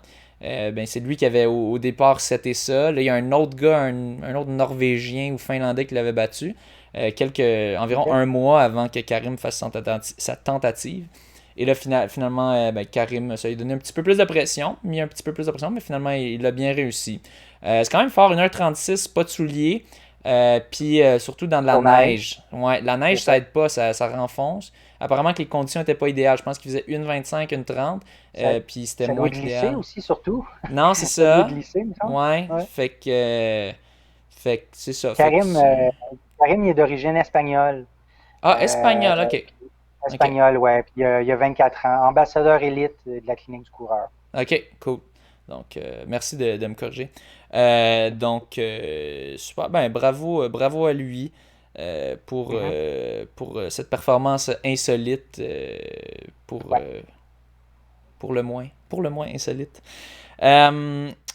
Bon, ensuite, tu as une question pour moi. Il y avait une question, oui, c'est ça, parce qu'il y a une question, j'ai vu passer cette semaine ou la semaine passée, quelqu'un il posait directement comme ça, il dit, est-ce que c'est vrai qu'écouter de la musique est interdit lors d'un demi-marathon? Fait que je ne sais pas de quelle source il y a eu ça, puis moi, je me suis posé, en fait, moi, mon réflexe, c'est de dire non, c'est pas vrai, je veux dire, tu peux écouter de la musique, à moins que ce soit dans un cadre compétitif, là, comme toi, tes courses que tu fais, compétitif, élite, là, je pense pas que vous ayez le droit d'écouter. D'écouter. Mais là, je me suis posé la question, y a-tu des organisations qui pourraient dire non, on interdit tout le monde d'écouter de la musique en courant le demi-marathon? Je sais pas, t'avais-tu un avis là-dessus? Oui, ben c'est exactement ça. Ça dépend de la course à chaque fois. C'est la course qui Ah ouais, décide si oui ou non tu peux. ok. C'est ça, c'est pas tout le monde qui sont au courant, puis souvent il y a du monde qui le respecte pas parce qu'ils sont pas au courant, puis ils vont peut-être se le faire Ouais, dire ou peut-être pas se le faire dire par les organisateurs. La raison pourquoi beaucoup d'organisateurs choisissent de bannir ça, c'est pour des raisons de sécurité, parce que des fois quand tu as des écouteurs, tu portes moins attention. Par exemple, mettons, je prends l'exemple du marathon de Montréal, que là, quand je devais passer des gens au demi-marathon, puis que là, ouais, il y a aussi que c'était super mal fait le parcours, mais mettons que je devais y passer, puis il y avait les écouteurs, ben, ils m'entendaient pas quand je criais attention. attention, ouais. Puis notamment, je sais qu'Olivier Roy-Bergeon, il était avec la première coureuse féminine qui avait une moto qui ouvrait pour elle. Puis les klaxons de la moto, ça suffisait pas pour faire tasser les coureurs qui avaient leurs écouteurs. Donc dans certains cas, surtout quand tu organises ta course tout croche, ça peut être dangereux. Bon, personnellement, ça dépend vraiment du parcours, selon moi. Puis ça dépend aussi, il y a des organisateurs qui ont une mentalité vraiment anti-ça. Je sais pas, je m'y connais pas assez pour savoir c'est quoi vraiment, à quel point c'est dangereux. Je sais qu'il y a beaucoup de courses qui le permettent, puis que Ouais. c'est pas empêché. Puis côté élite, personnellement, je connais juste. Je sais qu'Ariane Rabi aime beaucoup de courir avec de la course. Je sais pas si elle avait couru le Avec marathon les de écouteurs, Montréal quand elle ouais, avait j'aime bien. terminé première femme. Je me souviens pas si elle l'avait, si elle a bien fait ça. Je me souviens pas si elle avait des Ah, écouteurs cette fois-là. Mais c'est très ben rare. écris-nous, Ariane, pour nous le dire. Ouais, ouais, mais c'est très rare. Je pense que oui, mais c'est très rare les coureurs élites qui courent avec de la Ok. musique parce que c'est un poids de plus. C'est Ah, sûr, ok. maintenant, on est rendu avec, mettons, avec les Trex Air super légers. Ok, oui, c'est pas trop lourd, mais là, il faut aussi que tu bon, maintenant, en plus, tu vas avoir une montre qui a la musique dedans, là, c'est encore mieux. Mais C'est ça, bon, ça aide avant, il encore fallait mieux, que tu ouais. traînes ton sel. Puis quand tu es un élite qui pèse 140, 130, 120 livres, ben, un 3 livres ou 2 livres de plus, ou même pas un demi-livre Ben, pour bon, ton un sel. téléphone, un Ouais, téléphone, ok, c'est c'est pas une 150 livre. grammes, mettons, là. Ok, fait que ça, Un tiers c'est de livre, un un téléphone. tiers de Ouais. livre environ. C'est quand même quelque chose. C'est quand même un poids. Puis c'est Ouais. surtout que ça bounce, c'est dur de le mettre parfaitement. Donc, puis je pense qu'il faut que tu sois focus. La plupart des élites sont vraiment focus à 100% sur leur course. Ils veulent pas de Ouais, ouais, ouais. distraction. Je sais pas si c'est un règlement officiel de l'IAF que les coureurs n'ont pas le droit de s'aider avec la musique. Je crois pas. Ok. Mais encore là, je suis ouvert à ceux qui veulent me corriger si c'est le cas. Mais je pense pas, mais j'ai l'impression que Parce que la je. plupart des Ok. courses le permettent pas pour les élites, juste dans leur règlement à eux. Mais je pense que c'est pas tous. Parce qu'il me Fait, semble fait que les qu'Ariane en avait fait un. organisations. Oui. Fait que les organisations pourraient dire on le permet pas pour les élites, mais on le permet pour toutes les autres. Elle Ou on le pourrait aussi permet pas dire pour ça. personne, Oui. ou on le permet pas pour personne, ou on le permet pour tout le monde. Mais la décision vient vraiment des organisateurs. C'est purement les organisateurs, tout à fait. Fait qu'il faut vérifier Ok. pour chaque course. Puis c'est pas en fonction d'une distance, c'est pas sur marathon, c'est pas permis, mais sur demi ça l'est ou l'inverse. Ok. C'est purement l'organisation qui décide. Puis en général, ils vont appliquer le même règlement à toutes leurs courses. Ouais. Puis j'imagine qu'ils font pas de distinction parce que tu sais, maintenant, tu as les écouteurs là, à induction osseuse, là, Ouais, comme les comme j'ai, là. Aftershocks, ouais. C'est ça. Fait que, tu J'ai... sais, l'oreille est libre, mais Oui. j'imagine qu'ils feront pas de distinction de ce côté-là. Si c'est pas une question de sécurité, ils iront pas à valider juste le type Je le sais d'écouteur, pas. j'imagine. Ben, je le sais pas non plus, parce que techniquement, en vélo, tu as le droit les coureurs OK. en induction osseuse, parce que techniquement, ça bloque pas tes oreilles, ce qui est une des raisons pourquoi je les ai Effectivement. achetés, pour écouter des Mhm. podcasts ou de la musique quand je faisais du vélo. C'est Euh, ça. donc, c'est une bonne question. OK. Ça, je ne sais pas. Je sais pas. Je jouerais pas avec le feu, si je t'avoue. De toute façon, une course, tu veux pouvoir comme en profiter. Si tu te payes un 20-30$, puis tu te déplaces pour y aller, je pense que c'est. Tu te déplaces pour avoir la foule, Ouais, ben, puis mais ouais, ouais. l'adrénaline. Mais tu sais, si on t'avise, t'es enlèves, puis c'est tout, là, tu peux faire ta course pareil, puis Bah, sûrement aussi, là. c'est pas c'est pas un enjeu, Je là. pense pas qu'ils vont te tirer hors du parcours comme Catherine Non, non, Switzer c'est ça exactement. lors de Boston, là, quand elle était la première femme qui essayait de le faire. Ouais, ouais, exact. Je pense pas qu'ils vont être aussi extrêmes que ça. Je pense qu'ils vont se dire enlève-les puis là t'es enlèves. Mais bon, par respect pour eux, je pense que c'est mieux de se renseigner avant puis de le demander. Mais donc c'est ça. Ça Ouais. revient à la discrétion des organisateurs. Cool. Ensuite de ça, j'avais vu un article dans, pas Canadian Running, dans Runner's World, dont le titre était Early Research Suggests that masks don't hinder your performance. Donc, des résultats préliminaires d'une recherche suggèrent que les masques n'affecteraient pas ou n'empireraient pas votre performance. Puis là, moi, j'ai vu ça, puis j'ai comme été très dubitatif, parce que je suis comme, me semble, tu te mets un masque sur ton visage, me semble que ça va affecter la quantité d'air qui rentre puis qui sort. Me semble que je respire moins bien quand j'ai un masque. Ils ont fait une étude avec 14 sujets, 7 qui étaient dans la situation contrôle et 7 dans la situation, donc, pas de masque et 7 avec masque. Ils n'ont pas vu de différence dans les résultats. Quant à moi, ça ne veut pas dire que les masques n'affectent pas la performance. Parce que de un, si ça affectait la performance, ce serait quand même pas énorme, si énorme que ça, parce qu'il y a tellement d'autres facteurs qui vont affecter la performance. Mais c'est ça, j'ai trouvé ça un peu un titre un petit peu sensationnaliste. Je sais qu'en même temps, ils essaient d'encourager les gens à tout le temps porter des masques, surtout quand ils vont au gym. Mais dans le fond, je trouve je suis pas nécessairement d'accord d'essayer de spread, de partager cette idée-là comme si c'était une vérité absolue. Comme là, il dit, c'est des résultats d'un préliminaire, mais surtout, c'est un échantillon de 14 personnes. Donc, on parle pas de 100, on parle de 14. Avec un échantillon de 14, d'avoir des résultats significatifs, il faudrait que tu aies une méchante différence. Il faudrait que le masque fasse une vraiment grosse différence sur la performance. Est-ce que je pense que le masque va faire une super grosse différence sur ta performance? Non, évidemment. Donc, est-ce que c'est surprenant que quand tu compares un groupe avec masque avec un tout petit groupe avec masque avec un tout petit groupe pas de masque, que tu n'as pas de différence significative? Non, c'est pas surprenant. Quant à moi, c'est tout à fait normal. Aussi, dans une recherche, il faut comprendre, c'est une étude, c'est très difficile d'avoir des résultats significatifs parce que souvent, il y a plein de variables confondantes qui vont juste faire que tout va varier un petit peu. Puis si tu ne les contrôles pas parfaitement, il y aura tellement de variance que tu ne pourras pas obtenir de différences significatives. Donc, est-ce que c'est juste que la recherche est pas très bonne puis que tu n'as pas de résultats significatifs à cause de ça? Mais peut-être que c'est un peu ça aussi. Peut-être qu'avec un échantillon de 7, tu pourrais pas dire que tu peux pas vraiment impliquer grand-chose avec ça. Si là, tu avais eu, je sais pas, mettons qu'il y aurait vu une différence significative, là, tu pourrais dire wow, il y a une différence significative, on peut le trouver. Mais le fait qu'il n'y ait pas de différence significative, quant à moi, ça ne veut pas dire grand-chose. Ça veut juste dire que c'est difficile d'obtenir une différence significative quand tu as des tout petits échantillons de même. Et c'est ça, et que tu changes juste un petit critère comme ça. Donc, c'est dur parce que c'est un article qui a été publié dans un journal scientifique. C'est un journal scientifique open access, ça veut dire que c'est pas. C'est dans le fond, tu payes pour publier là-dedans au lieu de que ce soit eux qui payent mais qui font de l'argent en revendant le journal à des institutions académiques. Il existe des types de journaux scientifiques qu'on dit open access, qu'on dit prédateurs parce que là, eux, ils vont publier n'importe quoi parce que eux, leur but, c'est juste de faire du cash. Je pense pas que c'est le cas pour ce journal-ci parce qu'il y avait quand même un bon facteur, impact factor. Je sais pas si c'est facteur d'impact en français. Donc, ça, en gros, c'est juste des termes pour mesurer à quel point c'est un peu la crédibilité d'un journal.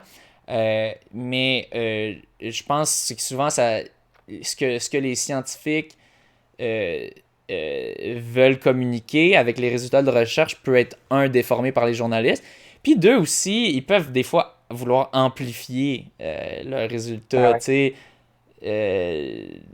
sais, si ton but c'était de prouver qu'il n'y a pas de différence entre t'entraîner avec un masque ou pas de masque, puis que là tu réussis à le montrer parce qu'il n'y a pas de différence entre les deux groupes, puis tu veux pouvoir avoir d'autres subventions pour tes recherches, ben tu vas essayer de t'arranger pour communiquer ce message-là. Puis, bref, moi, ce que je dis, peut-être en entraînement, si tu es à l'intérieur, mettons tu cours dans un gym sur un tapis roulant, ok, porte un masque. Si tu es dans un gym, juste faire des poids, des choses comme ça, porte un masque, ça va pas tant affecter ta performance.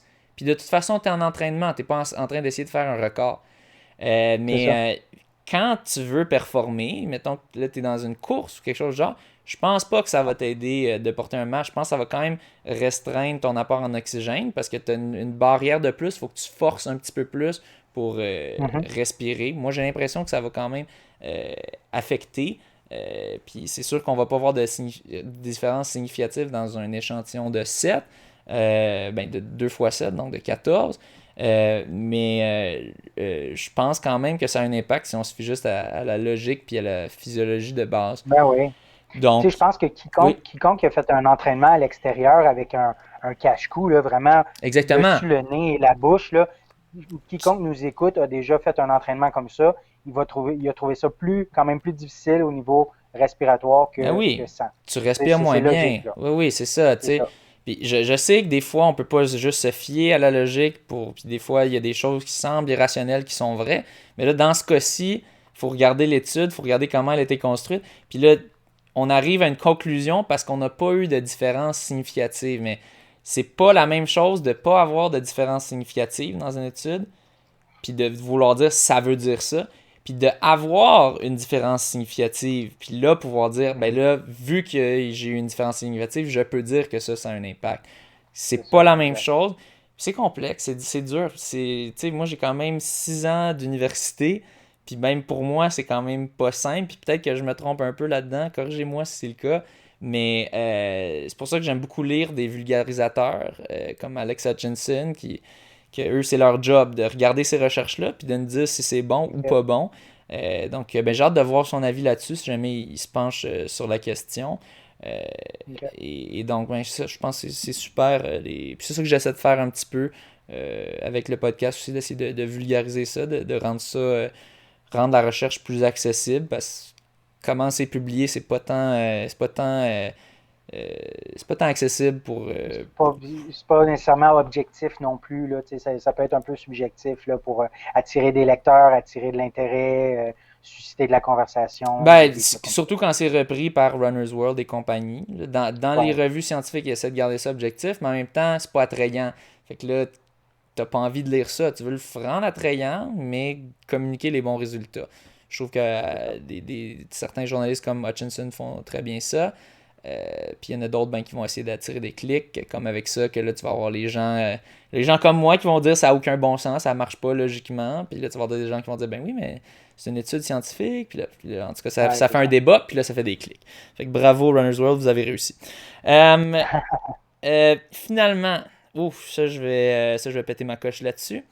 Ouais, c'est ça, tu t'en doutais. Johan Blake, qui est comme celui qui a vécu pas mal toute sa vie dans l'ombre de Usain Bolt, qui est comme le deuxième meilleur, je pense. En tout cas, c'est le deuxième meilleur jamaïcain, sprinteur jamaïcain au 100 mètres. En ce moment, c'est le meilleur vu que Usain Bolt a pris sa retraite. Qui a dit... il a dit, dans le fond, je vais lire, ça dit, l'article disait, The COVID-19 vaccine won't be mandatory for Olympians headed to Tokyo, but even if it was, Blake says he wouldn't get it. Donc, le vaccin de COVID-19 va pas être obligatoire pour les Olympiens qui s'en vont à Tokyo, mais même si ce l'était, si le vaccin était obligatoire, Johan Blake a dit qu'il ne le prendrait pas puis qu'il laisserait faire les Olympiques parce qu'il est ultra anti-vaccin. Il dit My mind still stays strong. I don't want any vaccine. Mon âme reste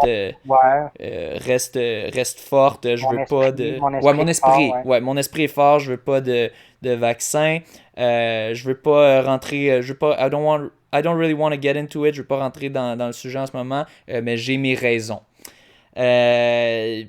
Puis c'est ça. Ne laissez personne faire le choix pour vous. Ouais, ne laissez personne faire le choix pour vous. Il a dit dans une petite vidéo, follow your mind, suis ton esprit, ne suis pas la foule. La foule. Ouais, ne soyez pas des sheeple, des moutons.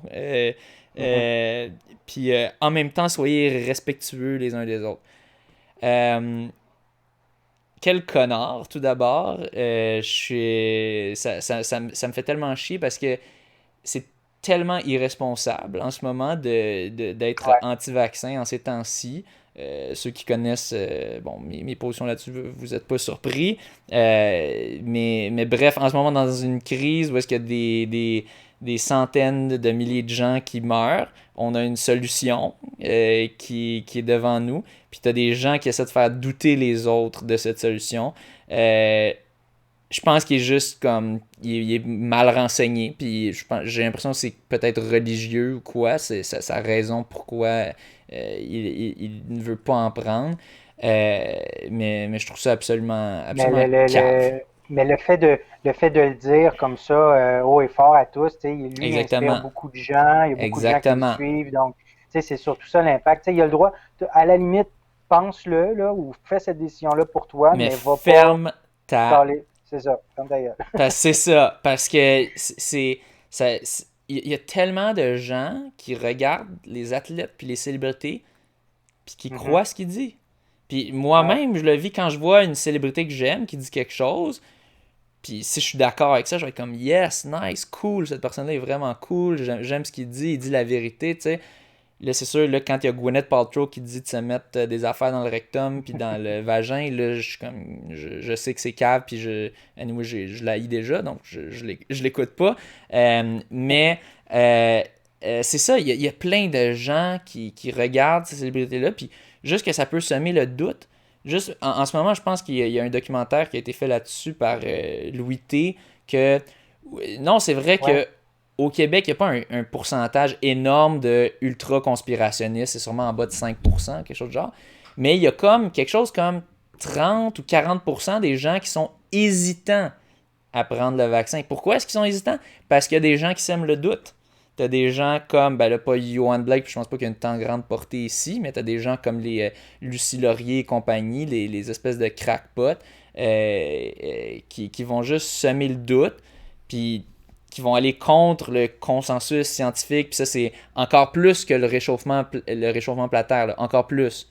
C'est juste, il n'y a pas aucun doute que les vaccins, de 1, fonctionnent, et de 2, ne sont pas dangereux. Oui, tu peux toujours avoir un cas de adverse reactions, d'avoir une allergie, tu vas toujours avoir des cas, mais ces cas-là sont tellement moindres, c'est tellement pas significatif comparé au bien que ça apporte, que c'est complètement cave puis complètement égoïste de dire je veux pas me faire vacciner pour des raisons personnelles, pour mes croyances personnelles, puis je veux juste que les gens aient le droit de choisir. Moi, si je suis premier ministre en ce moment, je pense même pas que je donnerais le droit de choisir.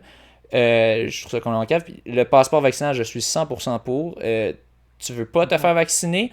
Ok, ben, d'un, personnellement, moi, je l'obligerais, mais bon, en ce moment, on l'oblige pas. Ok, tu veux pas te faire vacciner?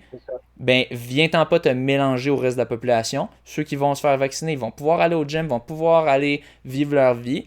Toi, reste dans ton sous-sol à lire des affaires conspirationnistes, puis à dire qu'on est tous des moutons. Puis c'est ça. Il y avait des gens qui disaient l'argument, mais là, ça va créer comme, mettons, les personnes plus âgées qui n'ont pas de téléphone cellulaire. Ben, que leur famille les aide, puis qu'on mette des ressources pour aider les gens. Mais quant à moi, on a une solution. Oui, c'est sûr qu'elle n'est pas parfaite, mais quant à moi, c'est une très bonne...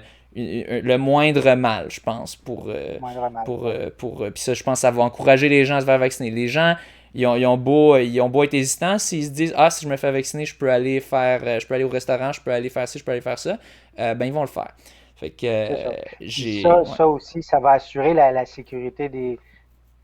mettons que je m'en vais à un endroit où il y a beaucoup de monde, mais que je sais que les gens qui ont accès ont été vaccinés, ont leur passeport ou peu importe. Ben, ça assure une certaine sécurité aussi pour les gens. Donc, tout à fait. Puis peut-être les courses, ça va être ça, comme on avait dit. Peut-être que les courses, il faudra que tu sois vacciné pour participer. Tout à fait. Exact. Tout à fait, faites ça. Puis les vaccins, c'est pas tout le monde qui peut en avoir. Il y a des gens qui sont immunocompromis, qui ont certaines maladies qui ne peuvent pas avoir les vaccins. Fait que les gens qui sont comme... il y a des gens qui comprennent pas ce principe-là. Ouais, immunosupprimés, c'est ça. En anglais, c'est immunocompromised, puis c'est ça. Je le traduisais très directement, mais je pense pas que c'était une bonne traduction. Merci pour la précision. Non, c'est correct. Mais c'est ça. Moi, ça m'enrage parce que c'est des informations que tu peux googler. Puis si tu t'éloignes des vidéos YouTube obscures par des sources douteuses, tu vas voir que c'est écrit noir sur blanc. Le consensus scientifique est clair à 100%. Il y avait Andrew Wakefield qui avait fait des études il y a très longtemps qui disait que c'était lié à l'autisme. Des études qui ont été rétractées des journaux. Les journaux ont dit c'était n'importe quoi. Il y avait des données falsifiées là-dedans. C'est de la bullshit. Il y a encore des gens qui pensent que c'est vrai parce qu'ils vivent dans un monde parallèle où est-ce que tout est un complot puis blablabla.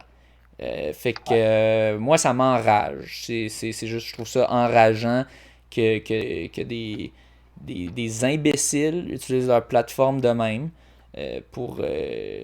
parce que c'est ça, c'est ignorant, c'est vraiment ignorant, c'est peut-être pas imbécile le bon mot, ignorant, vraiment, tu penses que tu es plus intelligent que tous les scientifiques parce que tu as vu des petites vidéos sur YouTube ou parce que ton ami, le prêtre, t'a dit, le chaman t'a dit que ça, c'est pas bon. Ça me... Mais ils pensent aussi que les scientifiques sont payés aussi. Ils pensent aussi que les scientifiques, les médias sont payés. Fait que c'est plusieurs facteurs qui font que... C'est ça, ils sont dans ces pensées-là. En tout cas, bref, les gens qui doutent, googlez. Regardez pas les petites vidéos YouTube débiles. Regardez juste des données qui sont validées par des journaux scientifiques. De plusieurs sources différentes. Oui, de plusieurs sources différentes, mais pas des sources comme avec des noms weird qui sortent des méandres du dark web puis des fins fonds de l'Internet, là, des sources quand même validées. Puis vous verrez, tu sais, puis c'est ça. Ça me fait chier parce que le monde dit « Ah, mais je sais pas. Non, je pense que c'est bon, mais j'ai un doute. Fait que je vais juste pas le faire vacciner. » À cause de ça, ton enfant peut le transmettre à un enfant qui, lui, ne pouvait pas l'avoir parce qu'il est immunosupprimé. Puis là, il va l'avoir à cause de ton fils ou de ton enfant parce que là, il n'y avait pas assez de personnes qui n'avaient pas... qui ne pouvaient pas le pogner, le virus. Donc...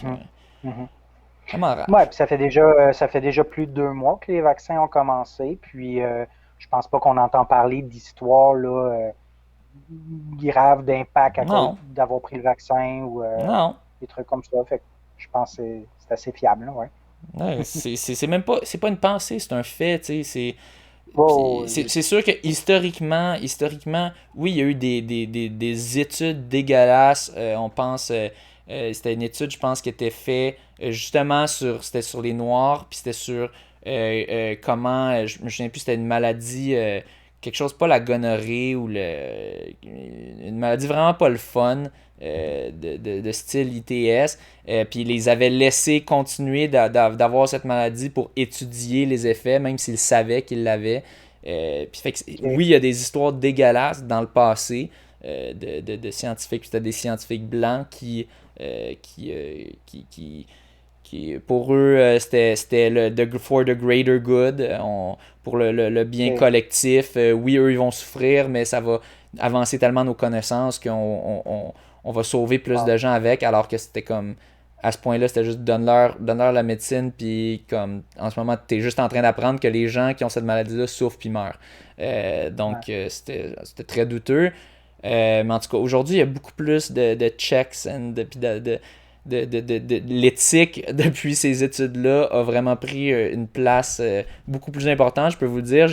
Pour moi, c'était quand même un gros processus de le review, la revue du comité d'éthique pour mon étude. Il fallait qu'on vérifie qu'on ne pose pas des questions qui pourraient faire sentir les gens pas bien. C'est à ce niveau-là. Okay. Donc, on est vraiment plus à la même affaire qu'on était dans ce temps-là.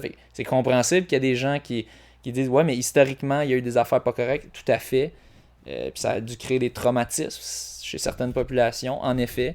Mais là, aujourd'hui, c'est plus le cas. Donc, c'est ça. Puis aujourd'hui, il y a des gens qui meurent à cause de la COVID. Donc, c'est sûr. Ça m'enrage. Ça m'enrageait déjà, les anti-vaccins, avant la COVID.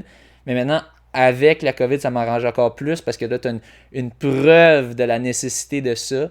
C'est dans ta face, puis les gens continuent d'être ignorants puis de douter. Donc, c'est pas la majorité de la population, c'est quand même la minorité, mais juste que tu as 30%, quelque chose de même, qui ont des doutes, c'est 30% de trop, puis on n'a pas besoin de célébrités ignorantes comme Johan Blake pour partager ça. Puis c'était un peu décevant, Canadian Running Magazine, qui, oui, à leur crédit, à la fin, ils ont rajouté une phrase qui disait « Le consensus scientifique est que les vaccins sont efficaces, ils causent plus de bien que de mal. » Mais j'ai quand même trouvé ça poche que tu avais un article, c'était vraiment comme 5-6 paragraphes sur ce que lui dit, puis à la fin, tu mets une ligne qui dit mais c'est n'importe quoi. Tu sais, comme, mets plus de lignes pour passer ton point, parce que c'est comme... C'est pas, les gens vont dire OK, il y a 2 points, il y a 2 points de vue, moi je l'aime, ce gars-là il est rapide, il doit comprendre quelque chose, tu sais, il comprend la game. Fait que, en tout cas, c'était plutôt douteux de leur part aussi. Donc moi au contraire, j'ai passé 10 secondes à dire ce qu'il disait, puis 10 minutes à le bâcher. Donc j'essaie d'équilibrer ça dans l'autre sens. Donc c'est bon. Ouais. On finit sur un beau rant. C'est toujours comme ça qu'on aime ça finir. C'est ça, hein? C'est pas mal de même tout le temps. Non, c'est comme ça que, tu sais, hein? Un petit peu de sang, un petit peu de goûter le sang. Donc, bref, encore une fois, merci au Patreon. Les Patreons or, vous aurez droit à un deuxième shout-out. Merci aussi à ceux qui ont utilisé mon code de référence World Simple Trade. Si vous êtes vous aussi intéressé, contactez-moi et je donnerai ça si vous voulez vous mettre à vous amuser sur les marchés boursiers. C'est cela. Donc, sur ce, merci.